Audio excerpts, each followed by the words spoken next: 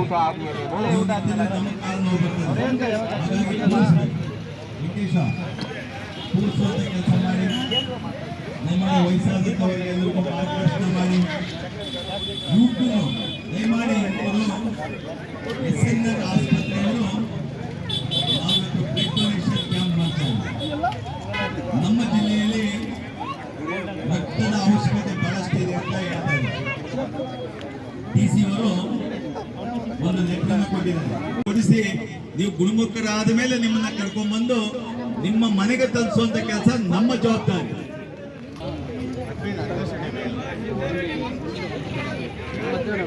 ಬರ್ತಾ ಇದ್ದಾರೆ, ಅವ್ರಿಗೂ ನಾನು ಸ್ವಾಗತವನ್ನ ಮಾಡ್ತೇನೆ.